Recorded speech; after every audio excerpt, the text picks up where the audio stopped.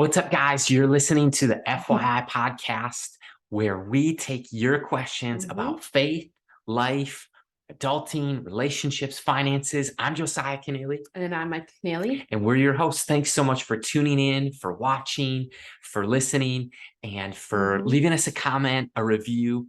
That helps us reach more listeners with the message of FYI for young individuals. That's right. And today we're unpacking a question that we've come across many times. So the question today simply is this: how do I cultivate deep and meaningful friendships? Wow, that is a great question. That's a question we may be always asking or coming back to in whatever season we're in life, just for the sake of our health, the people's health around us, and the season that we're in. I mean, sometimes seasons look different and things change. So, Josiah, how would you respond to that question right away? If you were to unpack that, how have you cultivated those deep, meaningful friendships throughout the years of your life, maybe? It's a great question. I come back to something that you had actually shared is when you were a student at North Central University, people were asking you this question all the time. Yeah. And I think it's a question that we all ask, whether we ask ourselves or we ask our family or we ask us with the FYI podcast, is we're all looking for friendships. And we're not meant to do life alone. Like how God created Adam and Eve. And the reason Eve came along was for that helpmate, that companionship. God said of Adam that it's not good for man to be alone. That's right. And so whether we talk about friendships, romance, relationships, coworkers, like why do entrepreneurs many times rent out co-working spaces? Because it's loneliness is hard. Throughout the past couple of years of a pandemic and now getting into endemic, we were all lonely. Friendships were disrupted for all of us. And people have actually done medical studies to show that prolonged periods of loneliness takes off the same life expectancy as smoking 15 cigarettes per day. Shortens your lifespan by 15 years. So we don't want to be lonely. And here's what I would say is the first thing is I look at our verse of the day, which comes from John 15:13. And Jesus was saying that greater has no man than this, that a man would lay down his life for his friends. And it ties perfectly in with today's question. And I would just start it off by saying this, that there's kind of three circles, if you can look at it this way. The first circle or level of relationships is awareness. Like you're aware of each other. You're like, oh, I've said hi before. And that's really maybe not a friend. It's more of an acquaintance, right? The second level, and I think I'm really guilty with this. This is why I'm saying this, is that when Micah met me, she pointed out, I would always say my friend or my best friend. And really maybe a better word might have been somebody I know, but I've just used that language of friend. But we have awareness or acquaintance. The second step or level would be familiarity. And these are friends. You're familiar with each other. You have some shared experiences. And the third level, which is aiming at the level of this question, is those inner circle relationships with intimacy. I remember hearing a pastor, Josh Shaldo, actually one time he was defining intimacy as into me you see. So like take off the mask, take off, let your hair down for a second, take off the hat and you see the hat hair. That's intimacy. I think it's so funny. And then just taking those levels and being aware that we all experience those, whether you're 18 and you're stepping into your college room or your college dorm for the first time, your classroom, I should say, more or less. You're going to see those three types of people, and you never know who you're going to sit next to. That could be your new best friend or your future best friend. And to have your eyes and ears and heart open to like, you know what, no matter what hurts, hurdles, and hangups I've come with or I've come up against or I'm walking through right now, there's always somebody who's in a similar boat, a similar season, or has experienced elements of what we're feeling, and that is loneliness. Like we do not want to be alone. We don't want to be isolated. And I just think about this when in John 13:35 talks about like the people will know you, then they will know that we are his disciples, followers of Jesus, in the way that we love each other. So are we loving each other well? If we're claiming to be Christ followers or Christians listening to this podcast, are we loving each other well? And I think a prime example of one way to start to do that, even if you're an introvert, even if you feel like it's uncomfortable for you to meet somebody new, or it's weird, or you think it's awkward. I have two stories. One was when I went to school in Bismarck, North Dakota. I was sitting with one of my class in the hallway, waiting for one of my classes to start. It's like up on the second or third floor where like nobody walks type thing. You're like, okay, we're the only class up here. And I sit down next to this girl. Her name's Jessica, and didn't know her, but kind of just waiting for that first class to ever start. It was my freshman year, second semester, never met her. And she's like, hi, my name's Jessica. What's your name? And she talks super fast, faster than I talk on this podcast, if you can believe it. And she goes, hi, my name's Jessica. What's yours? And I said, well, my name's Micah. And she's like, okay, well, I'm looking for a roommate. Do you want to live with me next year? And I'm like, girl, I just met you, and like, do you want to be friends? And I'm like, I would love to be your friend and get to know you. And she's actually become one of my best friends. And we've been friends for, I don't know, 12 or 15 years already, maybe 17. Oh my gosh, that's crazy. Since about 2006, spring of 2006, I met Jessica and we lived together. I was in her wedding. She has just been a part of my life. I've been able to be a part of hers. And I wasn't expecting that day to walk into one of my Bible communication classes, expecting to meet one of my future roommates, one of my best friends. And I just feel like God has orchestrated some steps in our life that when we say yes and we're obedient, or we say yes when we're uncomfortable, you never know who he's going to bring, or you might be the answer to somebody else's prayer or friendship prayer. So I just want to lean into friendships. And there's 3 types of friendships that we can experience. And one of those is situational, right? The first one is situational friendships. And that might be you're in a classroom. That's how you meet the person. You're working with them in a co-working space. You're on a team. You're on a mission trip. Like situational friendships kind of depend on the situation, right? And you don't know how long that can last. Yep. It could even be church. Yes. It shared could be, interests. Yeah. It could be super short. It could be super long. So just be mindful that situational friendships happen. So if these are kind of fleeting, it's okay, just because that's kind of the way in which we live. Right. And then when you graduate, you may or may not stay in touch. Right. If you get a new job or they get a new job, the situation might change, and that actually might change your friendship if that's what the foundation of the friendship is built on. Yeah. And the second one that we can kind of look at is seasonal, right? If you're in a season, maybe you're between the ages of 18 to 30, and it's like a season of young adulting, or it's a season of college, or a season of career, or couples, meaning relationships. A lot of your friends may be in relationships, or kids. Each season lasts for a certain amount of time. So there's a sunrise, and sometimes there's a sunset. But sometimes those seasons can last a little longer. So whether it's a 2-year school or 12 years of adulting or beyond, it kind of depends. So just to know that there are situational, there are seasonal, but there's also those lifelong friendships, which are rare and hard to find, it seems like these days. So a lot of young adults are asking, how do I truly invest in a friendship that's going to be deep and meaningful? And it's a give and take. It's you giving of your heart, of your time, of your talents, and some of your treasures, as well as receiving the other person's along the way, right? And those would be an example of lifelong. And some of those situational and seasonal can evolve into lifelong friendships. It's just a matter of what are you going to put forth in them, and how are you going to cultivate those along the way? Because it's kind of like a plant, right? You think about a plant. If you don't water your plant, it's going to die, right? If you don't use words and invest time in your friendships, they're naturally going to die. If they're going to be planted and uprooted, meaning that your friends move away, there's always a possibility that they may come back. Or you have an amazing new place to travel to, right? For vacation and family fun. So just to know that you need to cultivate. As you grow, you might outgrow some of your friendships along the way, meaning maybe you're 18 years old and they're immature and they're choosing life decisions that you really don't feel like you want to be a part of. If they're still functioning as an 18-year-old mindset in a 30-year-old body, you've probably outgrown those friendships. That's probably not a lifelong friendship you're going to invest in, but to be mindful that it's okay to move out and to move on and to outgrow some friendships. It's just a matter of, did we leave them better than we found them, right? We always talk about leaving people, places, and organizations better than we found them. And that's one thing we want to do with our friendships too. Some will naturally fade away.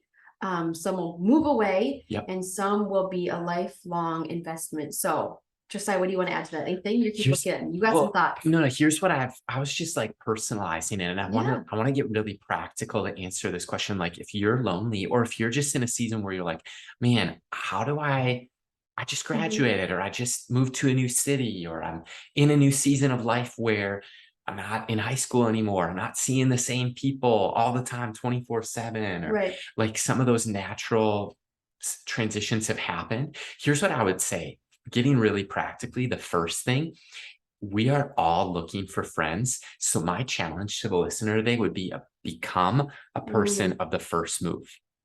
And here's what I mean, initiate. yep. I found that if you're at church, if you're at work, everyone's open to talking, but sometimes people don't know how to break the ice. Hmm. So become an icebreaker. Like I just do it. Like I've realized that our church, it's kind of in the Midwest Hmm. and culturally maybe a little bit more of like I don't know, Scandinavian environment where it's like people are nice, but they might not always be friendly. And I behave like an extrovert. It would probably be no shock to the listener that I'm going to remember people's names. I'm going to go up to a lot of people, Hmm. but I process like an introvert. Here's how I've always approached relationships: observing from afar, maybe even online. I think we become great friends. And I think Yep. of Brent, I think of Micah, I think of this Micah, I think of Trey, I think of Randy or Stefan or Andrew or a ton of people. And names just start flooding my mind right now. And I think of Steven or I think of other people, and I'm Hmm. like, man, I want to befriend them. I want to become better friends. So, you know what I'm going to do? Right. One of the things that I do every year is I buy a certain number of Twins games tickets Hmm. or Saints tickets. And I think of Logan, want to become better friends. Okay. So, who am I going to bring to a Twins game? Right. That's me initiating. Hmm. And some of it's structured, some of it's scheduled, some of it's more spontaneous. But I always try to, if it's somebody I want to become better friends with Right. and they invite me to their boat or Hmm. they invite me to a ball game or they invite me somewhere, I'm going to try to make that work. Right. And that's initiating, that's reciprocating. But that's just my challenge, is to look at who do you want to spend time with, start texting them regularly. Man, can't believe summer's over. That's a conversation starter. What was the highlight of your summer? We should grab coffee sometime and talk more about it. Hmm. But I think of I'm always initiating in relationships. And so never be afraid to ask that person a coffee, to go to a baseball game, to go to a football game, to have them over for pizza and Thursday night football, Right. or to, hey, you're a Packer fan, I'm a Vikings fan. We're in fantasy football together and I'm going to pester you. Right. And I would even say if you have a space and time to do this, is to invite people into your space, meaning like your dorm room, your house, the basement, what are the apartment you're renting, and just, hey, you guys want to come over for a Sunday game time? Do you want to watch some football together? Do you want to watch the World Series together? Do you want to go out and about together? Like when you start providing opportunities that you wish you had, you start becoming the initiator unknowingly, right? So you provide opportunities for others to be invited in on those. And I think that if you're afraid to do the one-on-one or a couple, 2, 3 people, invite 15, 20 people to your house and see who shows up. Because that's where friendships can grow and to develop. And don't say no to somebody, don't say no about somebody or for somebody, because that might be your new best friend. Because if we say, oh no, they wouldn't want to be my friend, or oh, they don't have time, or I don't have time, make the time, schedule the time. We don't want to burden ourselves with busy. We want to do life with people along the way. And I think one way that is evident is if through birthdays, through celebrations, through weddings, through babies, through hardships in life, whoever is there and whoever shows up, those are the friendships you've probably been developing along the way. And who's able to show up along the way will. And maybe the friendships that you thought were deeper aren't as deep as you once thought. Hey, it's okay. We've all been disappointed. We've all walked through that. So I just want to encourage you today. Um, you can look at a book that Josiah really, really loves, right? This Yeah. is by Dale Carnegie. Dale Carnegie. Yeah. Okay. How to win friends and influence people. And answer this question. How does a book that's over 50 years old still become a bestseller every year? This book has stood the relational test of time. That's good. And I think that one of the themes of it is like remembering people's names. It starts with a handshake and a smile and body language, all of it. But I think isn't it interesting that if we're not careful, sometimes the only time we contact someone is when we need something. Right. And that's looking probably a little bit more transactional than relational. So here's a series of questions. When is the last time you've picked up the phone and called somebody just to catch up? Hey, I don't need anything. Just wondering how your day's going. Hey, I watched the Twins game and they won and I thought of you. Or, hey, like you had a birthday. I just calling to leave you a voicemail and sing you a happy birthday. And I just think like if you can get good at remembering people's names, at caring about what they care about. I remember there was a guy by the name of Mark Hultgren. And shout out to Mark. He lives in the Twin Cities, has a great printing company for t-shirts and stuff. But he came to my workplace for a different department. And I know him. So I was like, hey, Mark. And he goes, I go, what are you up to? He goes, well, this t-shirt was important to Annika, so it was important to me.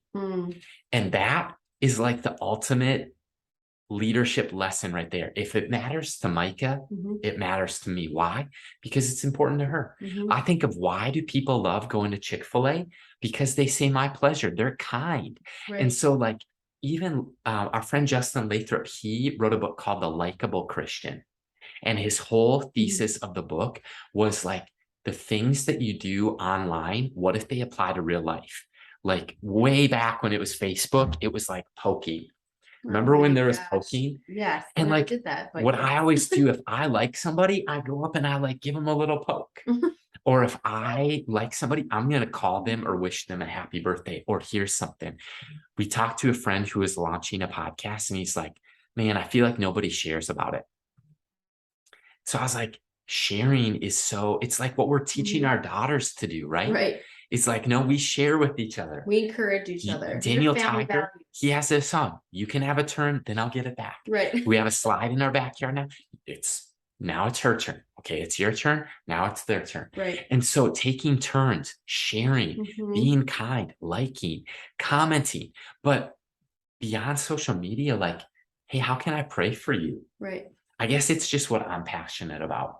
Well, yeah, I think what everybody can't be outdone or can't outdo in somebody's life is encourage them and be a part of friendships that are going to encourage you, that are going to sharpen you, that are going to make you a better person, that you walk away with. There's friendships in my life that I've had throughout the years where I'm like, wow, I feel rejuvenated. Like it was so fun to hang out with them. And then there's been those times where I have a phone call or I receive a phone call and I pick it up and all they want to do is talk about themselves for an hour and a half. And I'm like, woo, that was exhausting. Like I am mentally and emotionally exhausted. And it's fine if that happens once or twice with a friend, but if that is the only relational thing that they have to offer me and I have to offer them, I don't know how deep that friendship's really going to go, So it's okay to identify the life-giving relationships, maybe the ones that gotta kind of fizzle out, which will naturally happen over time. But if you want friendships, I would say this. I've been praying for you that God would bring friends your way, but you have to be willing to take that first step. It's kind of like when you're interested in somebody and you're like, oh, I want to ask them on a date or I want to get to know them. It's not like that, but it's kind of like that. There's like that natural fear of rejection. Don't be afraid of being rejected. It's okay. We're all going to be rejected at some point, but you just don't say no for the person. Don't make up, their mind for you or about you. And there's some that you admire about somebody, or if you have a common interest, you like to longboard. Oh my gosh, me too. Do you know any great spots? Can we go together sometime? Can you show me? Or if you want to take up something fun, you want to go rock climbing? Yeah, let's go check it out. So finding activities to break the ice are always fun in relationships, but to know if you're listening and you're a believer, or maybe you're a non-believer, you're like, man, I just got to start looking for some good friends. Look for people you admire. Yes. That you want to become like, because the people you hang around is who you become like, no matter what. The good, the bad, and the ugly can overlap that, but know that God has a friendship waiting for you if you're pursuing the right people to surround you. And yeah, I would just say, hey, start praying that God would illuminate those people and put those people in your classroom, put them in your dorm room, put them on your floor, put them in your workplace, because you never know. Like I have a friend who actually went traveling and she was out of country, and the gal that she worked with lived out of country. So she picked her up, and my friend goes, "Oh my gosh, you're listening to Christian music. You're a Christian." And she's like, "Oh my gosh, yes, so are you." So even just like they will know you by your fruit, right? And one of her fruits was just listening to music and taking in what God was doing. And my friend recognized that she was a Christian because of what she was filling herself with while she was driving. So it's just small little things like that. Like, hey, I can't help but notice that you are always talking about this on social media, or you're always TikToking about this, or tell me about the church group that you're a part of. Like, what is that? Even if you're a believer, you can inquire to another believer, right? Or if you're a non-believer, you're curious, like, little church thing, I'm not sure, but I want to secretly be invited. Invite yourself. Know that there's always place for you. So I would just say that. Micah, I love it. And one of our good dear friends is Matt Brown. And Matt Brown is an example of a great friend. And here's one of the things that he said, that he's never met an encourager that didn't have a lot of friends. And so, Micah, you were just talking about encouragement. Right. Very few ears have heard too much encouragement. Right. In fact, I would venture to guess that most people are looking for more hope and joy and encouragement and positive messages to fill their ears and their minds and their hearts and their souls. Yeah. So if you can become a good encourager, it's going to help your relational capacity tremendously. And the second thing, Mikey, you did it without even labeling it, and it's become curious. If you want to become a good friend, ask good questions. Right. And questions might not come natural to you. So instead of saying, "Did you have a good day?" they'll either say yes or no. That's a closed question. Right. If you say, "Can you tell me about your day?" or "What did you do today?" that's an open-ended question. And similar, same subject, but open-ended, you're going to get more of an answer. And something, if you run out of questions, just say, "Tell me more about that." And I would just say those are a few practical things. But our hope for you is that you would have a deep, meaningful relationship with the most important relationship that you could possibly have, and that's with Jesus. And so if you feel far from God and you want to turn over a new leaf and surrender your life to Christ as your friend, but as your Savior and as your Lord and as your God and as your King, we want to help you do that. And on FYI-podcast.com, there's a few resources. One will help you get plugged into a campus ministry if you're a college student and going back to school this fall. The second is we want to help you find a local church. And the third is we want to help you in your relationship with God in things like, well, godly community, in your prayer life, in your devotional reading. And so I would just say that we want to help you in those. And let us know if you're making those steps of faith today. So until next time, this is Josiah and Micah with the FYI podcast.